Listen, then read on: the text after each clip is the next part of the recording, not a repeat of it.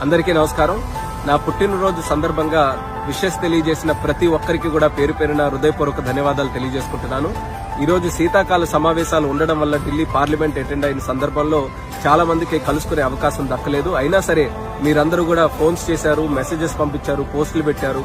అలాగే ఎన్నో సేవా కార్యక్రమాల్లో పాల్గొన్నారు. స్కూల్స్ లో గానీ, హాస్పిటల్స్ లో గానీ, అన్నదానాలు గానీ, బ్లడ్ క్యాంప్స్ గానీ, ఇలా ఎన్నో వివిధ రకాలైనటువంటి కార్యక్రమాలు చేసి మీ తాలూకు అభిమానాన్ని అలాగే మీ తాలూకు ఆశీస్సుల్ని నా వరకు పంపించినందుకు మరొక్కసారి ప్రతి ఒక్కరికి కూడా హృదయపూర్వకమైనటువంటి ధన్యవాదాలు తెలియజేసుకుంటున్నాను. ఎప్పుడు కూడా మీరు నా మీద చూపించినటువంటి అభిమానం, మీరు నన్ను మీ బిడ్డల, మీ తమ్ముడిలా, మీ కుటుంబ సభ్యుడిలా, సంబంధం లేకపోయినా సరే మీ సొంత వ్యక్తులా నన్ను భావించి ఎప్పుడు కూడా నా మీద అభిమానంతో మీరు చేస్తున్నటువంటి కార్యక్రమాలు నాకు ఎప్పుడు కూడా స్ఫూర్తినిస్తాయి.